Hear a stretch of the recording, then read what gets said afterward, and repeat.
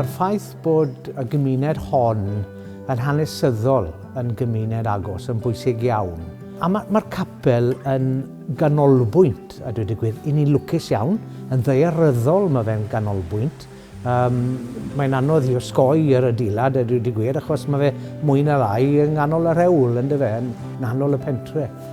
A mae pethau felly i gyd yn helpu.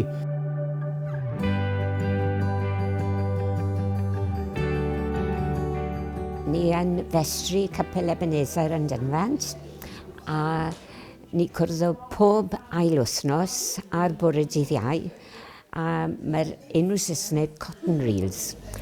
Ni jyst yn cwrdd gael disgled o de, mwynhau, dy phob un yma, gael chat. Beth ni'n neud nawr yw amdano babanod, amdano rieni sydd ddim lot o arian. So ni'n neud cotiau i babi bach, a wedyn mae Christine wedi hala 28 yn credu bant. Maen nhw'n helpu rhywun i ni dod â'i gilydd yn joio, ond ni'n neud rhywbeth i helpu dynon arall te.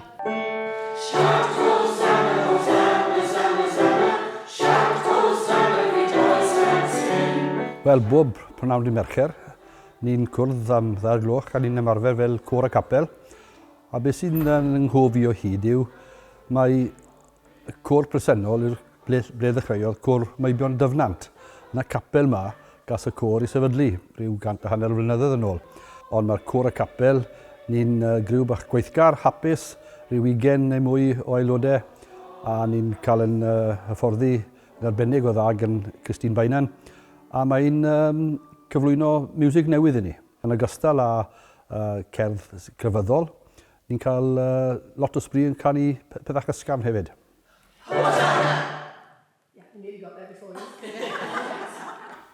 Mae bobl Ebeneser Dyfnant wedi mwynhau canu mewn côr cymysg a côr Maebion am dros ganrif nawr. Yn y 50au, roedd rhyw 62 o aelodau'r côr o dan arweiniad y dinas yn dad ynghyfraith i fi, yr athros y Granfil Bainan. Yn y 50au, wedodd rhywun wrth y Granfil, you will never manage to sing the St Matthew Passion. So, oedd hwnna'n challenge iddo fe. A mae rhai o aelodau'r côr gyda ni nawr yn cofio'r perfformiadau yn y 50au. Mae croeso mawr i bawb sy'n dod trwy'r drws. Croeso i'r côr, i'r cotton reels, i'r lady circle ac i'r capel.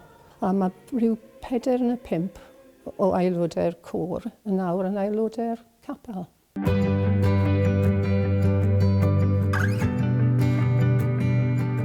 Fi'n ffodus i fod ar y diaconiad y capel. Beth cyntaf ni moyn wneud oedd yn hytrach bod y capel ddim yn unig yn y gymdeithas, ond bod ni'n mynd mas i'r gymdeithas.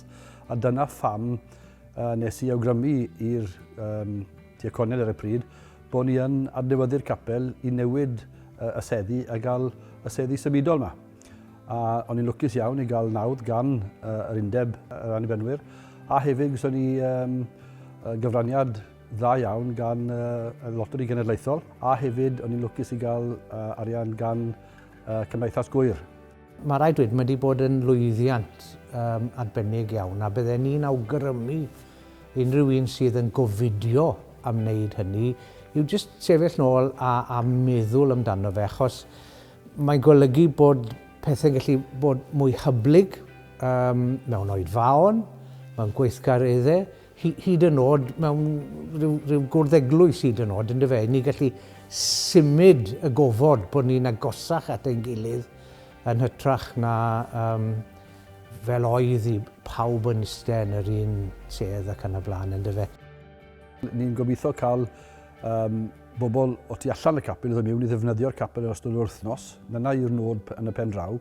A wedyn mae'r capel yn gapel i addoldi ar penwythnos. A beth ni'n gobeithio wneud, ni'n cael mae cylch chwiorydd da ni sy'n cwrdd yn y festri, a hefyd mae'r bore coffi yn llawer o weithgareddau eraill am ei mlaen yna. A dyna'r nod yw mynd â'r capel mas i'r gymuned fel bydd sy'n gynharach. I ni beth rhyw 2 milltir o ganol dinas Abertawe, Mae pentref Dyfnant, mae'r gymuned wastad wedi bod ar wahân i raddau, ynddo fe. Mae'n hen gymuned glofaol ac yn y blaen. A mae naws gweithredoedd yn y gymuned wedi parhau, ynddo fe. A fi'n credu, ni'n credu falle yn y dyfodol hefyd, achos y lleoliad, achos yr hanes, bydd pethau'n gallu parhau yma sbel ar ôl yn dynodau ni.